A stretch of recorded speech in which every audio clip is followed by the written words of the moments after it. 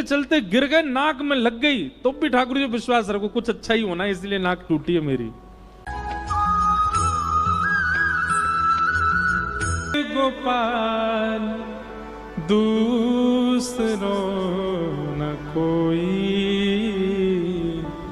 दूसरो न कोई, भाई छोड़या बंधु छोड़या छोड़या जग सु। साधुअन संग बैठ बैठ, साधुअन संग बैठ बैठ, लोक लाज खोई रे, मेरे तो गिरधर गोपाल दूसरो न कोई, दूसरो न कोई। तो सबसे पहले भक्ति में विश्वास जगाओ ठाकुर जी के प्रति, और वह विश्वास सामान्य नहीं, इतना अटूट होना चाहिए ठाकुर जी के प्रति कि मेरे संग जो हो रहा है, गिरते गिरते चलते चलते गिर गए, नाक में लग गई, तो भी ठाकुर जी विश्वास रखो कुछ अच्छा ही होना, इसलिए नाक टूटी है मेरी। इतना भरोसा रखो ठाकुर जी पे। करोड़ों का कोई मुनाफा होने वाला था, वर्षों से प्रतीक्षा कर रहे थे, तब जाकर के कुछ करोड़ों की संपत्ति आने वाली थी, पर किसी कारण से छूट गई। समझ जाना ठाकुर जी शायद हमारे घर को लंका नहीं बनाना चाह रहे थे, इसीलिए नहीं आई। जिससे बहुत प्रेम करते हैं उसके लिए माता जी से लड़ लिए, पिताजी से लड़ लिए, भाइयों से लड़ लिए, जन्म कुंडलियां दिखवा ली, फिर भी विवाह नहीं हो पाया। समझ जाना ठाकुर जी पहले ही चाह रहे थे या तो बढ़िया आवेगी भैया जीवन में, या तो बढ़िया आवेगो, या के काजे इतनो मत रोवे। हर चीज में ठाकुर जी की कृपा मानो, यह विश्वास अटूट चित्त में लाओ।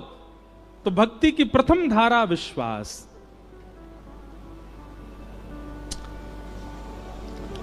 पूज्य मलुकपीठ वाले महाराज जी कथा हम चलते फिरते सुनते रहते हैं, कुछ ना कुछ नवीन भाव मिलता है। आप एक दिन कथा में श्री मलुकदास जी का चरित्र बता रहे थे, और उस चरित्र में एक बहुत सुंदर कथा सुनाई, बहुत ध्यान से सुनना। महाराज जी सुना रहे थे कि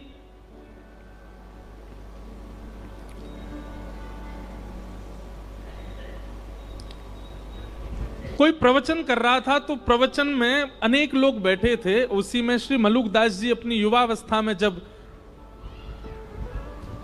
घर आदि का त्याग नहीं किया था, तो वहीं प्रवचन बैठ करके सुन रहे थे।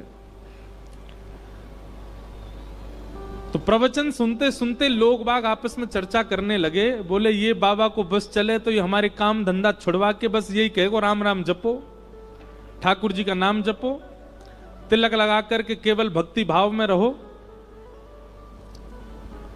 अरे कर्म नहीं करेंगे तो दाल रोटी राम जी खिला जाएंगे क्या?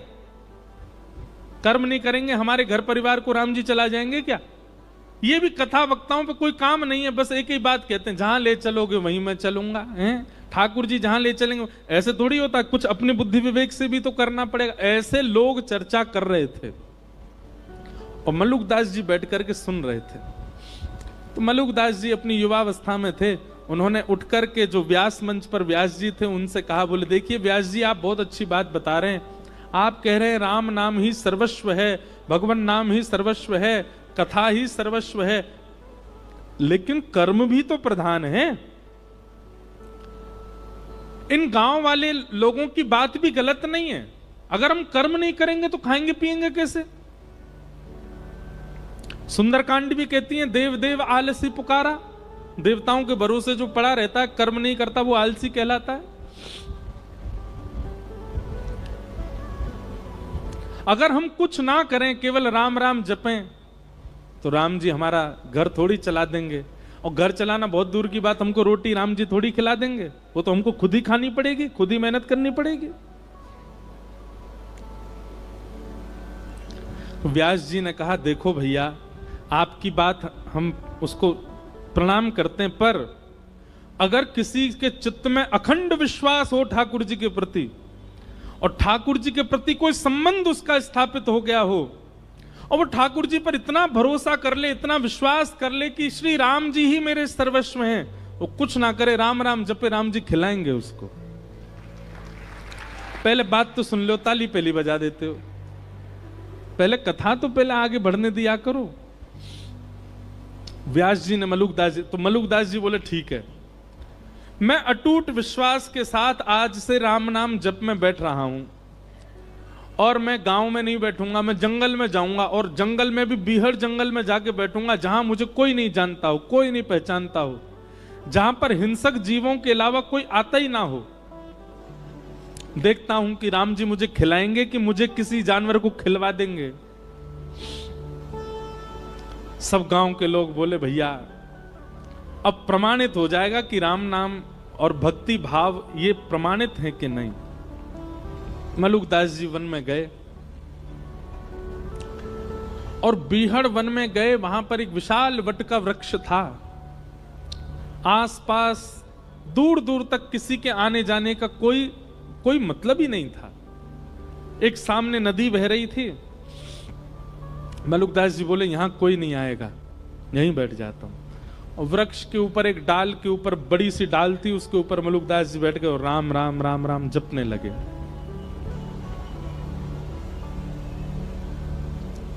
आप राम नाम का जप कर रहे थे, मन में अनंत विश्वास था राम जी के प्रति कि श्री राम जी सब भक्तों पर अनुग्रह करते हैं, मुझे भी श्री राम जी अनुग्रहित करेंगे। इस विश्वास के साथ राम नाम जपने लगे।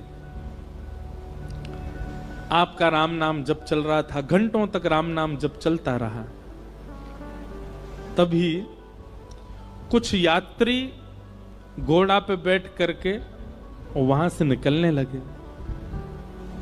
आप लोगों ने विचार किया ये स्थान तो बहुत बढ़िया है, बढ़िया नदी भी बह रही है और यहां दूर दूर तक कोई है भी नहीं, यहीं स्नान करते हैं और फिर बढ़िया जो भोजन लेके आए यहीं पाएंगे प्रेम से।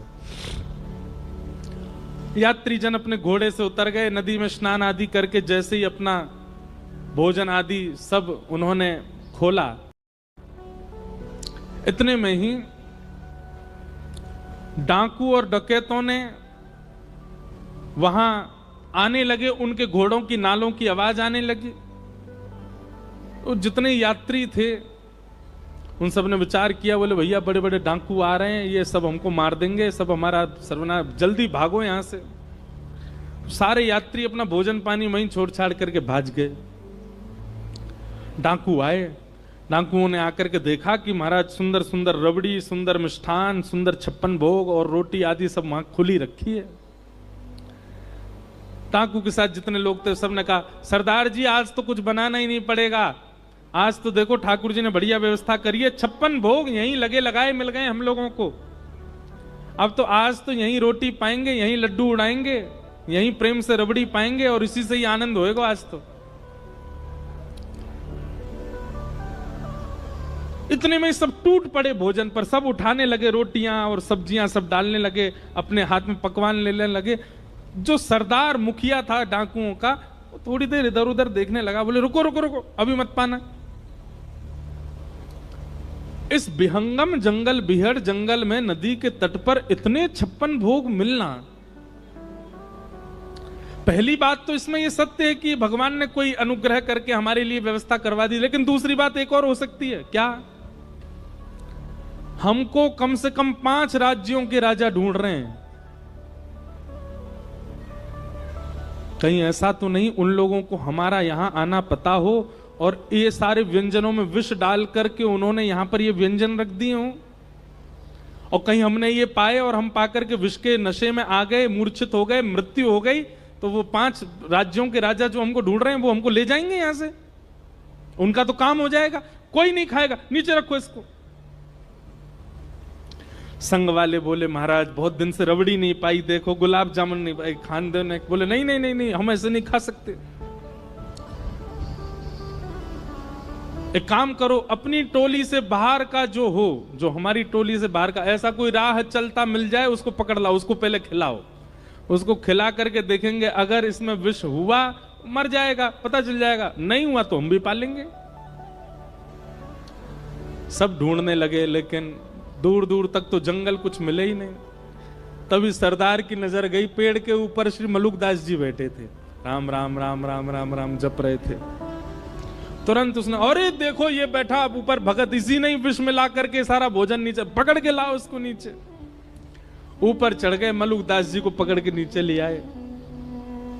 मलुकदास जी बोले भैया क्या कर रहे हो? बोले हाथ पांव बांधो इसके, और हाथ पांव बांध करके इसको सारा भोजन खिलाओ। मलुकदास जी मनी मन विचार कर रहे थे, मैंने तो कहा था राम जी खिलाने आएंगे, पर ये तो डांकू खिलाने आया। मलुकदास जी ने मुंह बंद कर लिया, मैं नहीं खाऊंगा, मैं नहीं। तभी सरदार उतरा अपने घोड़े पे से, और मलुकदास जी का मुंह इतनी जोर से पकड़ा, बोले खाएगा कैसे नहीं, ठूस ठूस के खिलाओ इसको। और सबरे लड्डू ले, गुलाब जामुन ले, रबड़ी ले, पकवान ले ले करके मलुकदास जी को खिलाए। मलुकदास जी के नेत्र सजल हो गए। बोले जय हो राघव जी, जय हो मेरे राम जी। मैंने आपसे क्या प्रार्थना की? मैंने कहा था कि नाथ राम राम जपने से यदि राम जी भोजन करा जाएंगे तो मैं मान जाऊंगा कि भजन में बल है। आप भोजन दूर, आप तो पकवान पवा रहे हो मुझको, और पकवान भी इतने विहंगम जंगल में कैसी योजना बना करके, क्या कृपा करके आप सब व्यवस्था मेरे लिए कर रहे हो नाथ। उस दिन श्री मलुकदास जी का निष्ठा हो गई, विश्वास हो गया नाम में, और उसी दिन बस निकल पड़े, श्री राम नाम के आश्रय पर ही निकल गए। और हमारे भारत भूमि को एक अद्भुत संत प्राप्त हुए, मलुकदास जी महाराज। और उन्होंने एक पद लिखा, बहुत पद हैं मलुकदास जी के, एक पद लिखा, भाई नाही बंधु नाही कुटुंब कबीलो नाही, ऐसो कोई मित्र नाही, जासो कछु लीजे, दीन बंधु दीनानाथ, मेरी सुध लीजे, दीन बंधु दीन। कहता मलुकदास छोड़ दे वीरानी आश, कहता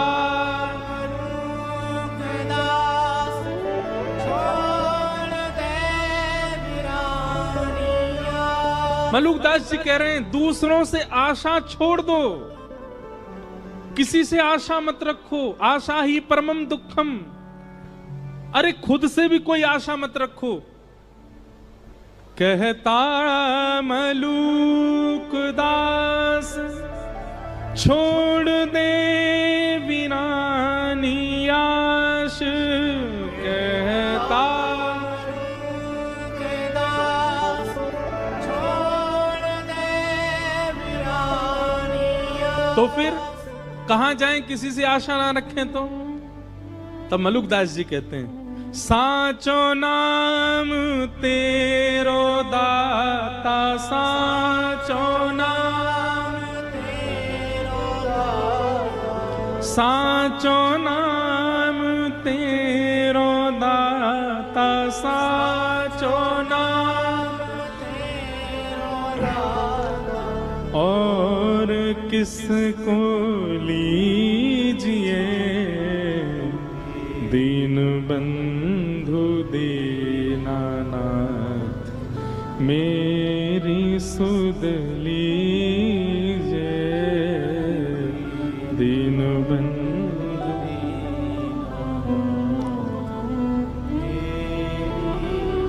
तो भैया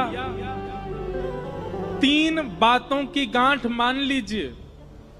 सबसे पहला विश्वास, ठाकुर जी के प्रति इतना अटूट भरोसा कर लो कि बस अब उतना विश्वास किसी पे है ही नहीं, बस ठाकुर जी सर्वस्व हैं। मेरे संग जो हो रहा है, मेरे परिवार के साथ जो हो रहा है, वो सब ठाकुर जी मेरी श्रेष्ठता के लिए कर रहे हैं। मेरे पैर में चोट लगी, मुझे घाटा हुआ, मेरा ये छूट गया, मुझे ये मिल गया, कोई भलाई होगी मेरी। आप विश्वास मानिएगा, जिस दिन आप इतना विश्वास भरोसा ठाकुर जी पर कर लेते हैं ना, तो गलत और अच्छा ठाकुर जी नहीं करते हमारे साथ, पर जब हम हर क्रिया को ठाकुर जी की प्रसाद समझने लग जाते हैं तो ठाकुर जी की दृष्टि पड़ती है, देखो कुछ भी हो रहा है इसके साथ, लेकिन ये फिर भी यही मानता है कि मेरी कृपा है। तब ठाकुर जी अनुग्रह करते हैं, दृष्टि भर के देख लेते हैं और सब मंगल होने लग जाता है।